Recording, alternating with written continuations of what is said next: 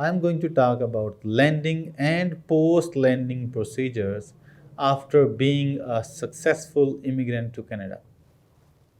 Lending is the last leg of your journey, and this is the most important. You need to be very prepared. You need to have all the documents that are required at the port of entry. Remember, when you first time land in Canada as a permanent resident, there are some formalities. You need to have the proper documentation, and these documentations are your passport, your valid visas, and your COPR. Most importantly, you also need to have your proof of funds. These proof of fund can be in the shape of cash or bank transfer that you have already made in Canada or a bank statement. But if the immigration authorities seek you or ask you or question you about the availability of the funds to you, you have to convince them. You have to show them proper evidence that you still have access to those funds which were mentioned by you during your application for the permanent residency. Not only that, but there can be a very short interview. At times, randomly, the immigration officers conduct the interviews. They ask some general questions about who you are, how many dependents you have, are you lending alone, where are your dependents, if and when they will be traveling, and so on. So you need to be prepared for that. And also, there are some other formalities which are like a list of goods to follow, and there can be a list of goods that you are accompanying. So give some consideration to preparing a list that you list for the items that you want to carry in Canada later on, or those items that you already have with you in Canada. It will save you a lot of trouble for the future.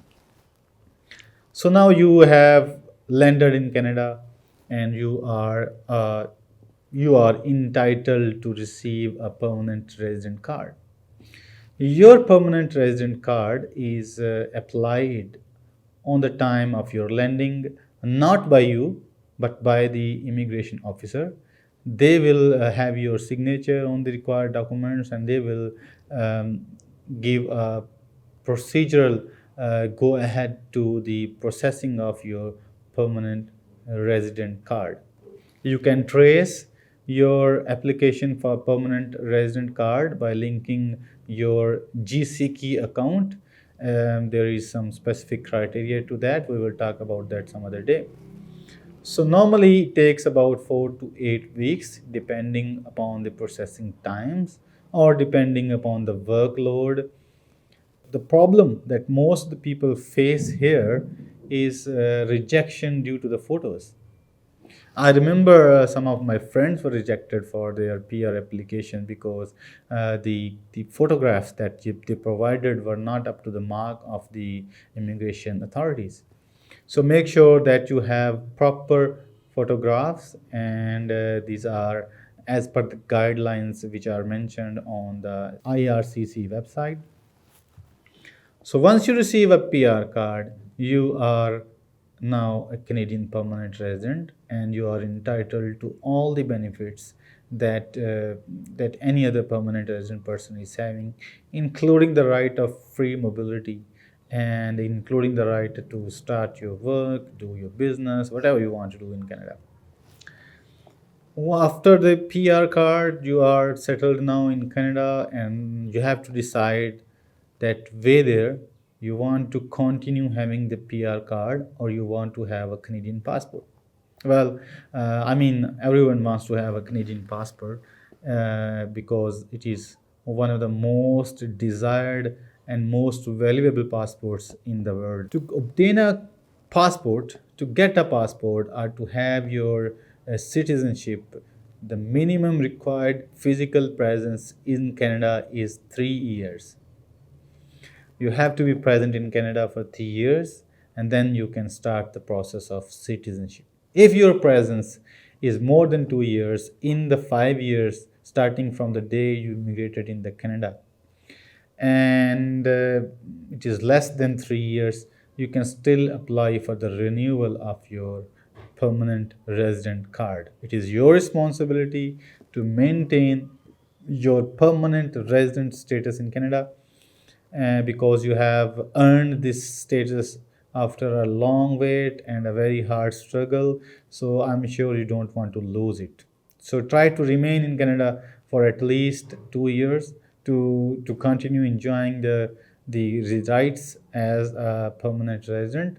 And if you want to have the passport, you have to stay in Canada for like 3 years in the 5 years period. You don't have to be in Canada consecutively for 2 years or 3 years. This really depends upon you. You can come and go. You can just mix and match your life as you want to have it. Of course, when you will land in Canada, you will need a job.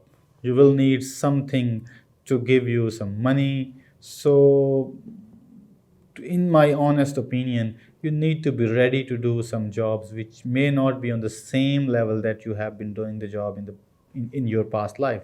So try to sacrifice your status quo or ego. If you have, you may not be able to get a job or land a perfect job in Canada in just a few weeks time. It can take some time, and at times you really have to study some further courses. If your occupation is regulator, you have to pass the exams of the regulator in the respective province in Canada to become a proper member of that body which regulates your occupation.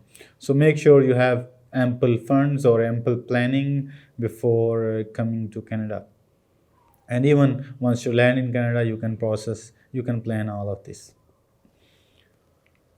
Be more social. Canada is a very diverse country, and many people, they do one mistake, and that mistake is they don't mix with the local people or with the people who have already been settled in the community.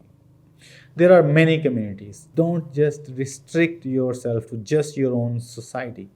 If you are an Asian, don't just stick to the Asian culture or culture values or the people who are belonging to the Asia. You can mix and match with the Europeans, you can mix and match with the people who have immigrated from the United States. The people are very open, and I have seen that people are very welcoming, and they will really give you the keys or the snapshots of life in the Canada. So never miss out on these socializing opportunities. Try to do it as much as you can. Make friends, go out, because the first 2 to 3 months are very sort of challenging in Canada, because you have left your home, you have your siblings, brothers, sisters, parents, and something, and people and friends. So you will definitely miss them, but you need to grow your own community. You need to grow your own links in Canada if there isn't any. At Canadian Dream Immigration Study and Visa Services, we just don't leave our clients once they receive their decision of the files. We want to be engaged with our clients. We help them how to prepare for the landing and post landing life. If you want to have a life in Canada, if you want to immigrate in Canada, we are always here. You can access us through our website and our email address, and we will be more than happy to guide you to fulfill your Canadian dream.